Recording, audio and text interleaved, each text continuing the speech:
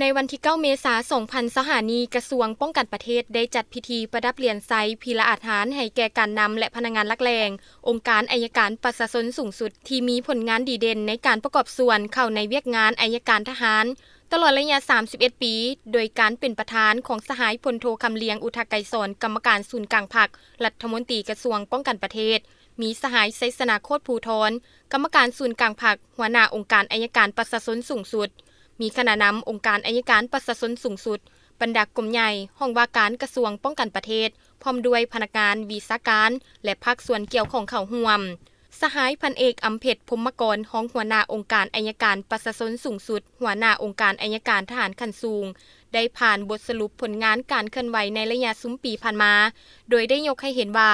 องค์การอัยการทหารได้รับการพัฒนาและเติบใหญ่ขยายตัวเป็นก้าวๆสามารถเฮ็ดหล่อนหน้าที่การเมืองที่ภาครัฐมอบหมายให้เป็นอย่างดีประกอบส่วนอันสำคัญเข้าในภารกิจปกปักรักษาและพัฒนาประเทศชาติโดยเฉพาะเฮ็ดให้การคุ้มครองรัฐคุ้มครองกองทัพด้วยกฎหมายนับมือมีความคงตัวและศักดิ์สิทธิ์ตามรัฐธรรมนูญและกฎหมายเฮ็ดให้กองทัพมีความสงบและยุติธรรมระบบองค์การอัยการทหารได้พัฒนาอย่างต่อเนื่องโดยสอดคล้องกับการเติบใหญ่ขยายตัวของกองทัพองค์การอัยการทหารประกอบมีองค์การอัยการทหารขั้นสูงองค์การอัยการทหารภาค3ภาค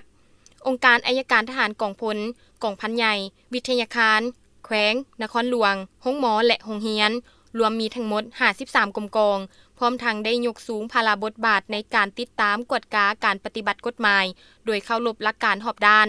ครบถ้วนและภาวะวิสัยยึดมั่นหลักการ4รับประกันคือรับประกันความถูกต้องยุติธรรมโปร่งใสและทันตามกำหนดเวลา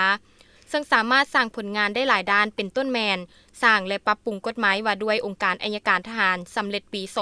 2022เป็นเจ้าการสร้างกฎหมายว่าด้วยการป้องกันชาติและปรับปรุงกฎหมายว่าด้วยนายทหารและนิติกรรมอื่นๆจากนั้นสหายพลจัตวาวรรณวงศ์นันทวงศ์หัวหน้ากรมนโยบายกรมใหญ่การเมืองกองทัพได้ผ่านข้อตกลงของกระทรวงป้องกันประเทศว่าด้วยการมอบเหรียญไซพีละอาหารให้แก่การนำและพนักงานหลักแหล่งองค์การอัยการประชาชนสูงสุดในนี้กระทรวงป้องกันประเทศตกลงมอบเหรียญไซ